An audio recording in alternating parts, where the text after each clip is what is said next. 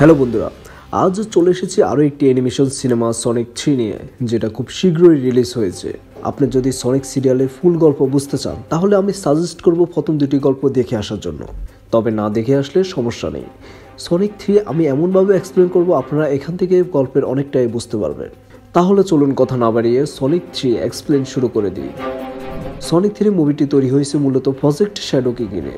এখন আপনার মনে প্রশ্ন থাকতে পারে প্রজেক্ট শ্যাডো আসলে কি? বোঝার সুবিধার্থে আমি প্রথমে বলে দিচ্ছি। 1974 সালে আকাশ থেকে একটি আগুনের গোলা এসে পৃথিবীতে পড়ে, যেখানে ছিল এই সিনেমার নতুন চরিত্র যার নাম শ্যাডো। এরপর মার্কিন যুক্তরাষ্ট্রের সেনাবাহিনীরা শ্যাডোকে গ্রেফতার করে। পরবর্তীতে GUN অর্থাৎ গার্ডিয়ান ইউনিটি অফ নেশন নামক একটি বিশেষ গবেষণা কেন্দ্রে শ্যাডোকে কেন্দ্র করে গবেষণা শুরু হয়, যেখানে মূল দায়িত্বে ছিল জেডাল্ট রোবটিক, যিনি ছিলেন ডাক্তার রোবটিকের গ্র্যান্ডফাদার। আর ডাক্তার রোবটিক ছিল আগের দুটি পর্বের মূল ভিলেন। তো গার্ডিয়ান ইউনিটি অফ নেশনে প্রথম থেকে যখন গবেষণা হয় তখন জেডাল্টের নাতনি তার কাছে প্রায় আসতো, এবং একটা সময় শ্যাডোর সাথে জেডাল্টের নাতনি মারিয়ার গভীর বন্ধুত্ব তৈরি হয়। তবে তার কাছে এতটাই পাওয়ার ছিল যে GUN তার পাওয়ারটা মিস ইউজের সম্ভাবনা দেখে জেডাল্ট। পরে জেডাল্ট শ্যাডো তার নাতনিকে নিয়ে এখান থেকে পালানোর চেষ্টা করে। তখন GUN এর গার্ডরা তাদেরকে আটকাতে গিয়ে গবেষণা কেন্দ্রে একটি বিশাল বিস্ফোরণ ঘটায়, যার ফলে দুর্ভাগ্যবশত এই ঘটনায় মারিয়া সেখানে মারা যায়। পরবর্তীতে ক্যাপ্টেন ওয়াল্টস এই গবেষণা কেন্দ্রটি বন্ধ করে দেয়, আর শ্যাডোকে হাইবারনেশন ও জেডাল্ট রোবটিককে বন্দী বানানো হয়। এরপর দৃশ্য পরিবর্তন হয়ে চলে আসে বর্তমান সময়, অর্থাৎ প্রায় 50 বছর পর। প্রথমে আমরা দেখতে পাই একটি অজানা ব্যক্তি GUN এর বিশেষ কারাগারের সিকিউরিটি সিস্টেম হ্যাক করে শ্যাডোকে জাগিয়ে তোলে। পরে সিকিউরিটি গার্ডদের মেরে সে স্থান থেকে বের হয়ে পুরো শহরের তাণ্ডব শুরু করে দেয় শ্যাডো। যখন সে জানতে পারে সে প্রায় 50 বছর যাবৎ বন্দী ছিল, তখন আর রাগান্বিত হয়ে ওঠে। পরে শহরের এই অবস্থা দেখে GUN এর বর্তমান ডিরেক্টর মিস রকওয়েল বুঝতে পারে তারা এলিয়েনের সাথে কখনোই পারবে না। এলিয়েনকে থামাতে হলে এলিয়েনকেই লাগবে, তাই তিনি সোজা টিম শ্যাডোর কাছে চলে যান। টিম শ্যাডো ব্যাপারে আগের দুইটি পর্বে আছে যে তারা কিভাবে পৃথিবীতে এসে পড়লো আর তারা কিভাবে সার্ভাইভ করে বেঁচে আছে। যাই হোক, পরে GUN এর ডিরেক্টর রকওয়েলের কাছ থেকে শ্যাডোর কথা শুনে তিনজনে চলে আসে টোকিও শহরে। আসার পর কিছু বলার আগে শ্যাডোর কাছ থেকে তারা তিনজন রামদোলা খেয়ে কাত হয়ে পড়লো।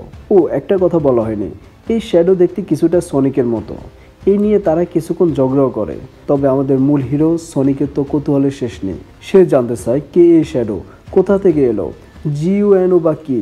এসব প্রশ্নের উত্তর খোঁজার জন্য সনিক সিদ্ধান্ত নেয় তারা এখন থেকে GUN এর ডিরেক্টর রকওয়েলের সাথে কাজ করবে না, নিজেরাই এসব প্রশ্নের উত্তর খোঁজার চেষ্টা করবে।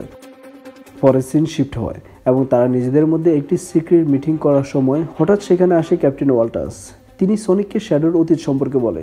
তিনি বলেন একটি দুর্ঘটনায় শ্যাডোর গবেষণা কেন্দ্র GUN ধ্বংস হয়ে যায় এবং শ্যাডোকে ডিপ স্লিপে পাঠিয়ে দেওয়া হয়, সাথে সাথে রোবটনিককেও গ্রেফতার করা হয়। এরপর তাদের দুইজনকে 50 বছর বন্দি রাখা হয়েছিল। কিন্তু কি দুর্ঘটনা ঘটেছে, কেন এমনটা হলো, সেটা তিনি বলার আগে ডক্টর রোবটনিকের কিছু ড্রোন এসে তাদেরকে আক্রমণ করে দেয়, যেখানে ক্যাপ্টেন ওয়াল্টার্স মারাত্মকভাবে আহত হয় এবং মারা যাওয়ার আগে তিনি সনিককে একটি কার্ড দিয়ে বলে এটিকে যত্ন করে রাখার জন্য। পরে সে কার্ড নিয়ে সনিক টিম তখন সেখান থেকে সটকে পড়ে এবং GUN এর সদস্যরা এসে তখন এই কার্ডটি খুঁজে পায় না।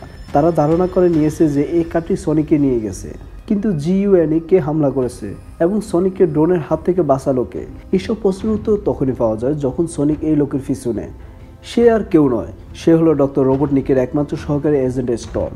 তবে সে সেখানে সবকিছু স্বীকার করে এবং সে জানায় ড্রোনগুলো হ্যাক করা হয়েছে, সেগুলো তার বসের কন্ট্রোলে নেই এবং সে নিজে শ্যাডোকে ওই বন্দি থেকে জাগিয়ে তুলেছে। পরে সে সনিককে প্রস্তাব করে সবাই মিলে একসাথে কাজ করার জন্য। আর কোনো কথা না বাড়িয়ে সনিক সেখানে রাজি হয়ে যায়। পরে ডাক্তার রোবটনিক তার হ্যাক হওয়া ড্রোনগুলোকে ট্র্যাকিং করে বুঝতে পারে সেগুলো রয়েছে GUN এর পরিত্যক্ত গবেষণা কেন্দ্রে, যেখানে শ্যাডোর উপর গবেষণা করা হতো। পরে সবাই মিলে একটি রিং পোর্টাল ব্যবহার করে চলে যায় GUN-তে। এখানে ডাক্তার রোবটনিকের দরকার সে হ্যাক হওয়া ড্রোনগুলো, আর সনিকের দরকার শ্যাডোকে। আর তারা দুইজনে জানতেছে আসলে তাদেরকে কে জাগিয়ে তুলেছে। তারা GUN-তে আসার আগেই সেখানে উপস্থিত হয় শ্যাডো। সে তার পুরনো স্মৃতিগুলো মনে করতে থাকে এবং ডক্টর জেডাল্ট রোবটনিকের নাতনি মারিয়াকে অনেক মিস করে। আর তখনই তার সাথে দেখা হয় ডক্টর জেডাল্টনিকের, যে কিনা ডক্টর রোবটনিকের গ্র্যান্ডফাদার। আর তার কাছ থেকে সব উত্তর পাওয়া যায়। শ্যাডোকে সেই জাগিয়ে তুলেছে এবং ড্রোনগুলোকে সে হ্যাক করেছে এবং সব জায়গায় সেই সমস্যা সৃষ্টি করেছে। পরে সনিকের টিম যখন গবেষণা কেন্দ্রটি আলাদা আলাদাভাবে খতিয়ে দেখছে, তখনই শ্যাডো সেই সুযোগে সবাইকে বন্দি করে ফেলে এবং ক্যাপ্টেনের দেওয়া সেই কার্ডটি নিয়ে যায়। এখানে আমরা জানতে পারি সেই কার্ডটি আসলে কি। ডক্টর জেডাল্ট রোবটনিককে যখন বন্দি করা হয় তখন তিনি জেলখানায় বসে একটি শক্তিশালী অস্ত্র বানায়, যেটা দিয়ে সেই জিইউএন-এর হেডকোয়ার্টার ধ্বংস করে দেবে। তবে সমস্যা হলো এই অস্ত্রটি কাজ করতে হলে দুইটি কার্ডেরই প্রয়োজন হয়, যার দ্বিতীয় কার্ডটি রয়েছে জিইউএন-এর হেডকোয়ার্টারে। সেজন্য শ্যাডো, ডক্টর রোবটনিক ও তার দাদা চলে যায় জিইউএন-এর হেডকোয়ার্টারে। তবে যাওয়ার আগে সনিক টিমকে ঘায়েল করার জন্য একটি ব্ল্যাক হোল সৃষ্টি করে দেয়, কিন্তু সৌভাগ্যবশত তারা একটি রিং ফোটার ব্যবহার করে কোনো মতে সেখান থেকে বেঁচে ফিরে। সোজা চলে যায় টমি ও ম্যাডির সাথে দেখা করতে। সেখানে গিয়ে তারা পরিকল্পনা করে কিভাবে শ্যাডো ও রোবটনিকের আগে তারা দ্বিতীয় কার্ডটি নিয়ে নেবে। তবে সমস্যা হলো জিইউএন-তে এত বেশি সিকিউরিটি সিস্টেম যে বাইরের কেউ চাইলেও সহজে ঢুকতে পারবে না। তাই প্রথমে টম ও মেডিকে সেই সিকিউরিটি সিস্টেম হ্যাক করতে হবে। আর তারা একটি অত্যাধুনিক প্রযুক্তি ব্যবহার করে অনেক কষ্টে তাদের রূপ বদল করে সার্ভার রুমে একটি ফ্যান ড্রাইভ লাগিয়ে দেয়। কিন্তু সেখানে গিয়ে দেখে আগে থেকে একটি ফ্যান ড্রাইভ লাগানো ছিল, তার মানে তাদের আগে শ্যাডো টিম এখানে কাজ করা শুরু করে দেয়। কিন্তু দুর্ভাগ্যবশত সনিক ও রোবটিক সহ সবাই সেখানে ফেসে যায়। কিছু সময়ের মধ্যে জিএন-এর ডিরেক্টর মিস রকল তাদেরকে বন্দি করার জন্য সেখানে উপস্থিত হয়। পরে প্ল্যান বি হিসেবে নাকাল সেখানে আক্রমণ করে দেয়। এখানে একটি সুন্দর ফাইটিং সিন হয় এবং ফাইনালি শ্যাডো টমকে মেরে ফেলে। পরে শ্যাডো ও দুই রোবটিক চলে যায় সেই ক্যাননে। এদিকে সনিক টমের এই অবস্থা দেখে পুরো রাগে ফেটে যায়, আর সে টেলস ও নাকালস থেকে পারমিশন না নিয়ে মাস্টার এমারাল্ড চুরি করে রূপান্তরিত হয় সুপার সনিকে, কারণ টমকে মারার জন্য সে শ্যাডোর কাছ থেকে বদলা নেবে। আর এতক্ষণে সে কার্ড দুটো ব্যবহার করে তারা অলরেডি ক্যানন লঞ্চ করে দিয়েছে। তখন আমরা দেখতে পাই শ্যাডো পাওয়ার দিয়ে সেই ক্যাননটা সার্চ করতে শুরু করে। কিন্তু শেষ মুহূর্তে এসে ডাক্তার রোবটিক যখন জানতে পারে যে তার দাদু পুরো পৃথিবীটা ধ্বংস করে দিবে, তখন সে তার বিপক্ষে চলে যায় এবং তাদের মধ্যে ফাইট শুরু হয়। তখনই সুপারসনিক চলে যায় শ্যাডোকে মারার জন্য, কিন্তু পেরে উঠছে না। একটা সময় সে শ্যাডোকে ঘায়েল করতে সক্ষম হয়। তবে সনিকের মনে হয় প্রতিশোধের মাধ্যমে কখনো জয়ী হওয়া যায় না। এই কথা শুনে শ্যাডো সম্পূর্ণভাবে পরিবর্তন হয়ে যায় এবং নিজের ভুল বুঝতে পারে। পরে ক্যাননকে থামানোর জন্য সনিক ও শ্যাডো চলে যায় ক্যাননে। আর এখানে দুই রোবটিক মারামারি করার সময় সেখানে উপস্থিত হয় টেলস ও নাকলস।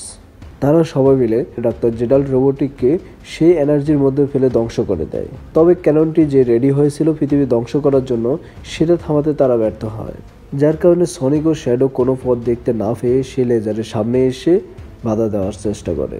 একটা সময় সনিক বেহুশ হয়ে পড়ে যায়। অন্যদিকে রোবটিক ক্যানন বন্ধ করতে না পারলেও তার স্থান পরিবর্তন করতে সক্ষম হয়। এই ক্যানন ধ্বংস হলেও যেন পৃথিবীর কোনো ক্ষতি না হয়, সেজন্য শ্যাডো ও রোবটিক ক্যাননকে পৃথিবী থেকে অনেক দূরে নিয়ে যায়। একটা সময় ক্যাননের সাথে সাথে শ্যাডো ও রোবটিক ধ্বংস হয়ে যায়। আর তখনই সিন পরিবর্তন হয়। সনিককে আমরা দেখতে পাই টম ও ম্যাডির কাছে চলে আসে, আর টমও আগের থেকে সুস্থ হয়ে ওঠে। মিড ক্রেডিট সিন আমরা দেখতে পাই টেলস ও নাকালসের সঙ্গে একটি দৌড় প্রতিযোগিতা দেওয়ার সময় সনিক হারিয়ে যায়, আর সনিকের মতো দেখতে আরো কিছু রোবট তাকে ঘিরে ফেলে। কিন্তু এনিরোজ নামক একটি হেজহগ এসে সনিককে তাদের হাত থেকে উদ্ধার করে। পোস্ট ক্রেডিট সিনে আমরা দেখতে পাই শ্যাডো কোনোভাবে এই ক্যানন ধ্বংসের হাত থেকে বেঁচে যায়, আর এখানে মুভিটি শেষ হয়ে যায়। তো ভিডিওটি কেমন লেগেছে অবশ্যই কমেন্ট বক্সে জানাতে বলবেন না। ভালো লাগলে ভিডিওটি লাইক ও চ্যানেলটি সাবস্ক্রাইব করে যাবেন। দেখা হবে পরবর্তী ভিডিওতে। ততক্ষণ পর্যন্ত ভালো থাকবেন। আল্লাহ হাফেজ।